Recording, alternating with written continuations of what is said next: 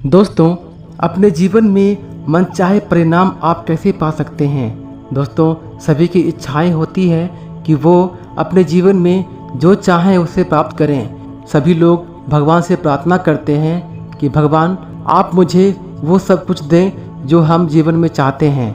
लेकिन क्या सबकी प्रार्थनाएं सफल हो पाती है? ऐसा नहीं होता है। ऐसा इसलिए नहीं होता है क्योंकि वो अपनी प्रार्थनाओं को सही रूप से नहीं कर पाते हैं। तो आइए आज मैं आपको कुछ ऐसी बातें बताता हूँ कि जिससे आप अपने जीवन में मनचाहे परिणाम पा सकते हैं। दोस्तों, सभी प्रार्थनाएं सफल नहीं होती है। हर व्यक्ति यह बात जानता है। इससे यह निष्कर्ष निकलता है कि प्रार्थना काम नहीं करती। वे इस बात को नज़रअंदाज कर देते हैं कि सफल प्रार्थना के लिए इसका प्रयोग होना चाहिए और इसके वैज्ञानिक आधार की स्पष्ट समझ होनी चाहिए। सिर्फ तभी हम जान सकते हैं कोई खास प्रार्थना कारगर क्यों नहीं हुई है। इसे ज़्यादा असरदार बनाने के लिए हमें कौन सा व्यवहारिक तरीका अपनाना चाहिए। अगर आप पाएं आपकी प्रार्थनाओं का अपेक्षित परिणाम नहीं मिल रहा है तो क्या करें? आपको इस सफलता के प्रमुख कारणों को समझ लेना चाहिए। ये हैं विश्वास की कमी और बहुत ज़्यादा कोशिश। कई लोग अपने अवचेतन मन की कार्यविधि को पूरी तरह समझ नहीं पाते हैं, जिस कारण से अपनी प्रार्थनाओं को खुद असफल कर लेते हैं। जब आप जान जाते हैं आपका दिमाग कैसे काम करता है तो आप में आत्मविश्वास आ जाता है। आपको याद रखना होगा कि आपका अवचेतन मन किसी विचार को स्वीकार करते ही उस पर तत्काल अमल करने लगता है। यह उस लक्ष्य को पाने में अपनी सारी कोशिश लगा देता है। यह आपके अधिक गहरे मन के मानसिक और आध्यात्मिक नियमों को सक्रिय कर देता है। यह नियम अच्छे विचारों के साथ साथ बुरे विचार पर भी लागू होता है। अगर आप अपने अवचेतन मन का नकारात्मक प्रयोग करते हैं तो यह मुश्किल, असफलता और दुविधा पैदा करता है। जब आप इसका सृजनात्मक प्रयोग करते हैं तो यह मार्गदर्शन, स्वतंत्रता और मानसिक शांति प्रदान करता है। अगर आपके विचार सकारात्मक, सृजनात्मक और प्रेमपूर्ण है तो सही जवाब जरूर मिलेगा। इससे यह स्पष्ट हो जाता है कि आपको असफलता से उबरने के लिए बस एक ही काम करना है। वह काम है अपने विचार या आग्रह को अपने अवचेतन से स्वीकृत करवाना। इसकी वास्तविकता को महसूस करें। बाकी का काम आपके मस्तिष्क का नियम कर देगा। अपने आग्रह को आस्था और विश्वास से सौंपें, तभी आपका अवचेतन उस पर काम करेगा और आपकी इच्छा को हकीकत में बदल देगा। जब भी आप अपने अवचेतन मन पर किसी काम को करने का दबाव डालेंगे तो आप असफल हो जाएंगे। जो परिणाम आप चाहते हैं वे करीब आने के बजाय ज़्यादा दूर हो जाएंगे। आपका अवचेतन मन मानसिक दबाव पर प्रतिक्रिया नहीं करता है। यह तो आपकी आस्था या चेतन मन की स्वीकृति पर प्रतिक्रिया करता है। परिणाम पाने में असफल होने का कारण यह भी हो सकता है कि आप मानसिक रूप से ऐसी बात कर रहे हैं। अगर आप ऐसी बात करेंगे तो आपको सफलता बिल्कुल नहीं मिलेगी। अगर आप अपने अवचेतन मन से यह बात कहते हैं कि हमारी स्थिति बिगड़ती जा रही है, मेरी इच्छा कभी पूरी नहीं होगी, मुझे कोई रास्ता दिखाई नहीं पड़ रहा है, कोई उम्मीद नहीं है, मुझे नहीं पता कि क्या करना है, मैं उलझन में हूँ, आपको ये सब बातें नहीं करनी चाहिए। क्योंकि अगर आप ये सब नकारात्मक बात करते हैं तो आपका मन उसे ही मान लेता है। जब आप इस तरह की बातें सोचते हैं तो आपको अवचेतन मन की ओर से कोई प्रतिक्रिया या सहयोग नहीं मिलता है। समय काटते सैनिक की तरह न तो आप आगे बढ़ते हैं न ही पीछे हटते हैं। दूसरे शब्दों में आप कहीं नहीं पहुंच पाते हैं। मान लीजिए आप किसी टैक्सी में बैठे हैं और ड्राइवर को आधा दर्जन अलग अलग जगह बता देते हैं। यह बुरी तरह बौखला जाएगा। हो सकता है वह आपको कहीं भी ले जाने से इनकार कर देगा। अगर वह आपके निर्देशों का पालन करने की कोशिश भी करे तो संभवतः वह ऐसा नहीं कर पाएगा। कोई नहीं जानता है कि आप कहाँ पहुँचेंगे। तब भी ऐसा ही होता है। जब आप अपने अवचेतन मन की विशाल शक्तियों के साथ काम करते हैं, आपके मन में एक स्पष्ट विचार होना चाहिए। आपको एक निश्चित निर्णय पर पहुंचना चाहिए कि कोई रास्ता है बीमार या परेशान करने वाली समस्या का कोई समाधान है। सिर्फ आपके अवचेतन मन के भीतर की असीमित बुद्धिमत्ता जवाब जानती है। जब आप अपने चेतन मन में इस स्पष्ट निष्कर्ष पर पहुंचते हैं तो आपका मस्तिष्क फैसला कर लेता है और आपको अपने विश्वास के अनुरूप फल मिलता है। अगर आप अपने काम को आराम से करते हैं तो यह अच्छी तरह से होता है। एक व्यक्ति की अंगूठी कड़ाके की ठंड में खराब हो गई। उसने मैकेनिक को बुलाया जो फौरन आ गया। उसने आधे घंटे में अंगूठी ठीक कर दी और मालिक को $200 का बिल थमा दिया। क्या बिल देखकर मालिक गुस्से से चिल्लाया, इसमें तुम्हें जरा भी समय नहीं लगा, तुमने किया क्या? बस एक छोटा सा पुर्जा ही तो बदला। इस छोटे से पुर्जे के $200 मांगने की तुम्हारी हिम्मत कैसे हुई? इसकी कीमत तो $5 भी नहीं होगी। मैकेनिक कंधे उचकाकर बोला, मैंने उस टूटे पुर्जे के तो आपसे सिर्फ $2 ही लिए हैं। मैंने इसे इतने में ही खरीदा था। मकान मालिक ने उसके चेहरे के सामने बिल लहराया। $2? वह चिल्लाया, इसमें तो $200 लिखे हैं। सही है, मैकेनिक बोला, बाकी $198 तो यह जानने के लिए है कि गड़बड़ी क्या थी और उसे कैसे ठीक किया जाए।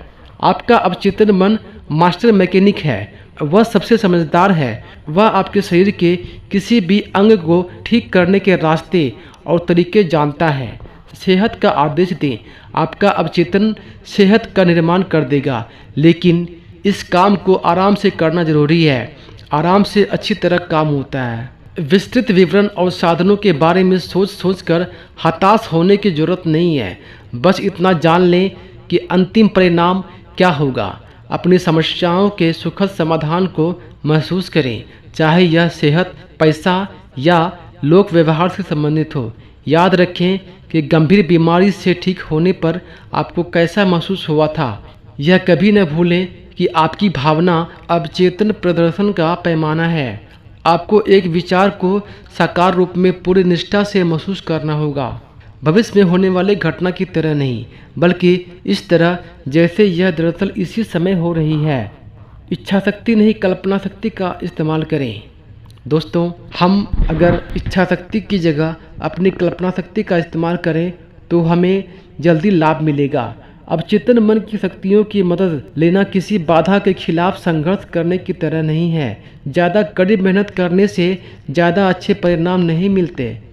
इच्छा शक्ति का जरा भी प्रयोग न करें, इसके बजाय इसके कारण मिलने वाले परिणाम और स्वतंत्रता की साकार तस्वीरें देखें। आप पाएंगे कि आपकी बुद्धि समस्याओं को सुलझाने के तरीके खोजने और आपके अवचेतन मन पर उन तरीकों को थोपने की कोशिश करेगी। इसका विरोध करें। समस्या सुलझाने के अपने बौद्धिक प्रयासों को दूर हटा दें। बच्चे जैसी चमत्कार करने वाली सरल आस्था रखने में जुट रहे हैं। यह तस्वीर देखें कि आपको कोई रोग या समस्या नहीं है। अपनी मनचाही स्थिति की भावनात्मक संतुष्टि की कल्पना करें। इस प्रक्रिया से सारी जटिलताएं हटा दें। सरल तरीका सबसे अच्छा होता है। अनुशासित कल्पना कैसे चमत्कार करती है। अपने अवचेतन मन से प्रतिक्रिया पाने का एक अद्भुत तरीका अनुशासित या वैज्ञानिक कल्पना शक्ति का प्रयोग करना है। जैसा हम देख चुके हैं, अवचेतन मन शरीर के आर्किटेक्ट और निर्माता हैं। यह आपकी सभी महत्वपूर्ण कार्य प्रणालियों को नियंत्रित करता है। आप प्रार्थना में जो भी मांगेंगे, विश्वास करने पर आपको मिलेगा। विश्वास करना किसी चीज़ को सच मानना है, इसके होने की उम्मीद में जीना है। जब आप इस अवस्था में रहते हैं तो आपकी प्रार्थना पूरी हो जाएगी। सफल प्रार्थना के लिए 3 कदमों की जरूरत होती है। पहला है, समस्या को स्वीकार करें या मानें। दूसरा, समस्या को अवचेतन मन के हवाले कर दें। सिर्फ वही इसे सुलझाने का सबसे प्रभावी समाधान जानता है। तीसरा है, गहन विश्वास की शांति अनुभूति रखें कि यह काम हो चुका है। झिझक और शंकाएं आपकी प्रार्थना को सिर्फ कमज़ोर करती हैं। खुद से यह न कहें, काश मैं ठीक हो जाता, या मुझे उम्मीद है यह कारगर होगा। जो काम होना है उसके बारे में आपकी भावना से परिणाम तय होता है। मान लें कि आपको सामंजस्य अवश्य मिलेगा, मान लें कि आपको सेहत अवश्य मिलेगी। अवचेतन मन की असीमित उपचारक शक्ति का जरिया बनकर आप प्रभावी बनते हैं। सेहत के विचार को अवचेतन मन तक पूरे विश्वास के साथ पहुंचाएं, फिर आराम से बैठ जाएं। खुद को इसके शक्ति के भरोसे छोड़ दें। हर स्थिति और परिस्थिति में कहें, यह भी गुजर जाएगा। आराम और विश्वास के साथ आप अवचेतन मन में विचार भरते रहें। इससे विचार के पीछे की गतिमान ऊर्जा को क्रियाशील होने और विचार को साकार करने की सामर्थ्य मिलती है। एक फ्रांसीसी वैज्ञानिक जिनके अमेरिका में बहुत से प्रशंसक हैं, उन्होंने एक महत्वपूर्ण बात कही थी, जब आपकी इच्छाओं और कल्पना में संघर्ष होगा तो हर बार आपकी कल्पना की जीत होगी। वे इसे विपरीत प्रयास का नियम कहते हैं। मान लें आपसे ज़मीन पर रखे एक संकरे पटिए पर चलने को कहा जाए। आप बिना कोई सवाल किए ऐसा आसानी से कर लेंगे। लेकिन मान लें वही पटिया 20 फुट ऊंची 2 दीवार के बीच रखा हो, क्या आप उस पर चलेंगे? क्या आप ऐसा कर पाएंगे? शायद नहीं। पटिए को पार करने की आपकी इच्छा आपकी कल्पना से संघर्ष करेगी। आप कल्पना करने लगेंगे कि आप पटिए पर लड़खड़ा रहे हैं और उतनी ऊंचाई से ज़मीन पर गिर रहे हैं। हो सकता है पटिए पर चलने का आपका बहुत मन हो, लेकिन गिरने का डर आपको रोक देगा। आप अपनी कल्पना पर विजय हासिल करने या इसे दबाने की जितनी कोशिश करेंगे, गिरने का विचार उतना ही मजबूत होगा। मैं अपनी असफलता से उबरने के लिए इच्छा शक्ति का प्रयोग करूंगा। ऐसा विचार असफलताओं के विचार को प्रबल बनाता है। मानसिक प्रयास अक्सर आत्मपराजय की ओर ले जाता है और चाहे गए परिणाम का विपरीत परिणाम उत्पन्न कर देता है। इच्छा शक्ति लगाने पर ध्यान केंद्रित करना इस बात पर जोर देना है कि आप में शक्ति की कमी है। यह तो इस तरह का फैसला करना है कि आप हरे हिप्पोपोटेमस के बारे में बिल्कुल नहीं सोचेंगे। इस निर्णय से हरा हिप्पोपोटेमस आपके दिमाग पर हावी हो जाता है और अवचेतन मन हमेशा सबसे प्रबल विचार पर प्रतिक्रिया करता है। आपका अवचेतन 2 विरोधी विचारों में से अधिक प्रबल विचार को स्वीकार कर लेगा। शायद आप यह सोच रहे हों, मैं सेहत चाहता हूँ, मुझे यह क्यों नहीं मिलती है? मैं बहुत ज़्यादा कोशिश कर रहा हूँ, मुझे परिणाम क्यों नहीं मिल रहा है? मुझे जमकर प्रार्थना करने के लिए खुद को विवश करना होगा। मुझे अपनी सारी इच्छा शक्ति का प्रयोग करना होगा। आपको यह एहसास करना होगा आपसे कहाँ गलती हो रही है। देखिए, आप बहुत ज़्यादा कोशिश कर रहे हैं। कभी भी अपने अवचेतन को मजबूर करने की कोशिश न करें। कभी भी अपनी इच्छा शक्ति द्वारा उससे अपना विचार स्वीकृत करवाने की कोशिश न करें। इस तरह की कोशिशों का नाकामयाब होना तय है। इस तरह अक्सर आपको उस चीज़ की विपरीत चीज़ मिलती है जिसके लिए आपने प्रार्थना की है। प्रयासहीन तरीका ज़्यादा अच्छा है। क्या आपके साथ ऐसी कोई घटना हुई है? मान लें आप किसी तरह की परीक्षा में बैठे हैं। आपने पढ़ाई और सामग्री की समीक्षा में बहुत समय लगाया। आपको लगता है कि आप कुछ जानते हैं, लेकिन परीक्षा में सादे कागज़ को देखने पर आप पाते हैं कि आपका दिमाग तो उससे भी ज़्यादा सादा है। विचार का सारा ज्ञान अचानक आपका साथ छोड़ गया। आपको एक भी प्रासंगिक विचार याद नहीं आता। आप अपने दांत भींजते हैं और अपनी सारी इच्छा शक्ति का आह्वान करते हैं, लेकिन आप जितनी ज़्यादा कोशिश करते हैं, आप उतना ही ज़्यादा दूर पहुंच जाते हैं। कुंठित होकर आप परीक्षा कक्ष से बाहर निकल जाते हैं। मानसिक दबाव कम हो जाता है। जिन जवाबों की आप कुछ मिनट पहले तक अपनी बेताबी से तलाश कर रहे थे, अचानक वे अपने आप आपके दिमाग में प्रभावित होने लगते हैं। आप उस विषय को जानते थे, लेकिन तब नहीं जब आपको उसकी ज़रूरत थी। आपकी गलती यह थी कि आपने याद रखने के लिए खुद को मजबूर करने की कोशिश की। विपरीत प्रयास के नियम के अनुसार इससे सफलता नहीं बल्कि असफलता मिली। आपको उसका ठीक विपरीत परिणाम मिला। जो आपको परिणाम चाहिए था या जिसके लिए आपने प्रार्थना की थी। इच्छा और कल्पना शक्ति के संघर्ष को हल करना बहुत ज़रूरी होता है। आइए समझते हैं। मानसिक शक्ति या इच्छा शक्ति का प्रयोग करना यह मान लेना है कि कहीं न कहीं विरोध है। बहरहाल विरोध करने की कल्पना से विरोध उत्पन्न हो जाता है। अगर आपका ध्यान मनचाही वस्तु को हासिल करने की बाधाओं पर केंद्रित है, तो इसका मतलब है कि यह आपके मनचाहे परिणाम को हासिल करने का साधन पर केंद्रित नहीं है। बाइबल में कहा गया है, अगर आप में से दो लोग दुनिया में किसी भी बात पर सहमत हो जाएं और मांगे तो स्वर्ग में बैठे मेरे पिता उन्हें दे देंगे। ये दो कौन हैं जिसके बारे में बोला गया है? ये किसी विचार, इच्छा या मानसिक छवि पर आपके चेतन और अवचेतन के बीच के सामंजस्यपूर्ण मेल या सहमति के प्रतीक हैं। जब आपके मस्तिष्क के अलग अलग हिस्सों में कोई संघर्ष नहीं होगा तो आपकी प्रार्थना का परिणाम मिलेगा। जो दो लोग सहमत हैं वे हो सकता है आप और आपकी इच्छा हो, आपका विचार और भावना या भाव हो, आपकी इच्छा और कल्पना हो। अपनी इच्छाओं और कल्पना में सारी संघर्ष से बचने का तरीका निष्क्रिय उन्नीदी अवस्था में पहुंचना है, जो सारे प्रयास को न्यूनतम कर देती है। चेतन मन उन्नीदी अवस्था में काफ़ी हद तक डूब जाता है। आपके अवचेतन को सराबोर करने का सबसे अच्छा समय सोने से ठीक पहले का है। ऐसा इस कारण है क्योंकि अवचेतन सोने से ठीक पहले और जागने के ठीक बाद सबसे ज़्यादा सशक्त होता है। इस अवस्था में वे नकारात्मक विचार और तस्वीरें नहीं रहती जो आपकी इच्छा को नकारती है और आपके अवचेतन मन द्वारा उनकी स्वीकृति को रोकती है। जब आप मनोकामना पूरी होने की वास्तविकता की कल्पना करते हैं और उपलब्धि का रोमांस महसूस करते हैं तो आपका अवचेतन आपकी मनोकामना पूरी कर देता है। बहुत से लोग अपनी सारी दुविधाओं और समस्याओं को अपनी नियंत्रण, निर्देशित तथा अनुशासित कल्पना से सुलझा लेते हैं। वे जानते हैं कि वे जो कल्पना करते हैं और जिसे सच महसूस करते हैं वह होगा और अवश्य होगा। एक महिला बहुत ही उदास थी। वह एक लंबे जटिल मुकदमे में उलझी हुई थी। उसकी तारीखें बढ़ती जा रही थी और कोई अंत नज़र नहीं आ रहा था।